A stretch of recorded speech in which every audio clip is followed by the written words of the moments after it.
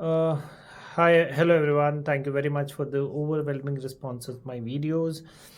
In continuation to my video one, where we have spoken about the SLs, and I received the questions where somebody has a doubt that does AHT with respect to the SLA comes into the pictures while planning headcount.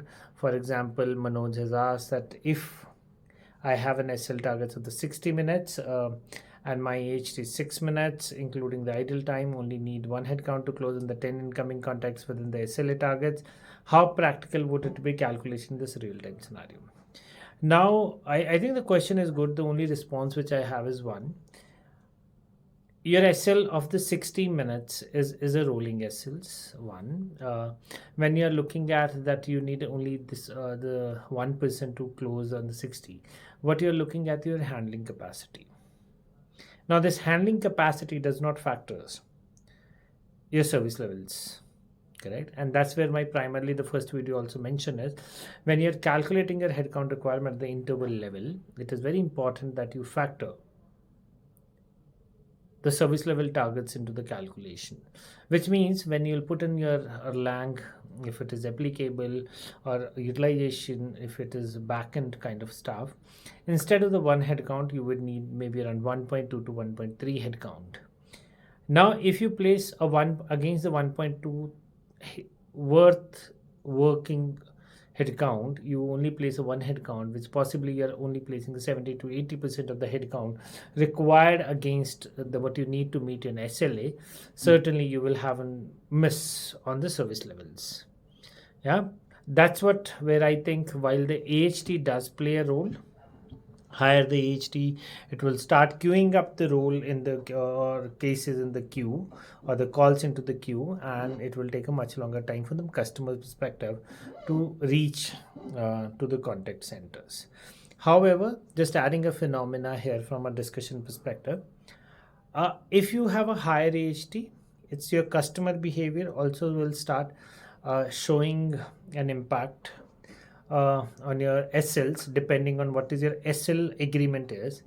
For instance, sometime if your service level targets or your service levels are been monitored only the average speed of answer, and your average speed of answer is primarily for the only for the answered calls, and your customers has a lesser patience than your HT, and they are dropping off because of the line being busy or associates being busy on other calls or cases,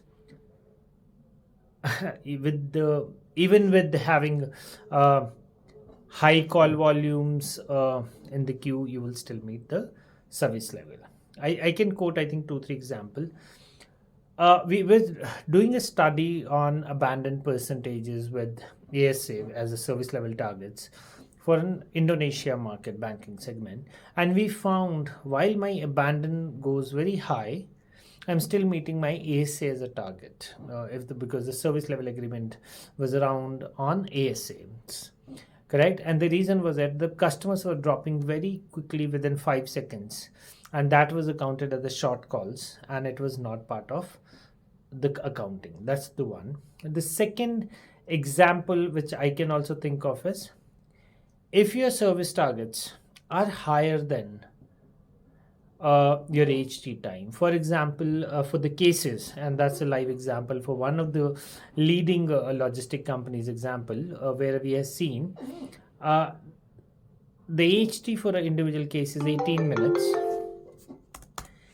minutes, whereas the target to resolve the case is around the time to resolve the case is around 90 minutes, which means my HT is way lower than my resolve targets or the target on which I am getting monitor, where even with the higher volume being at the 200 to 300%, you will certainly see your SLs are green, because the definition of SL is not appropriate in that scenario.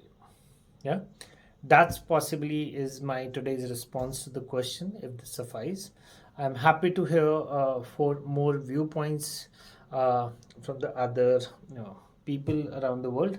Thank you very much.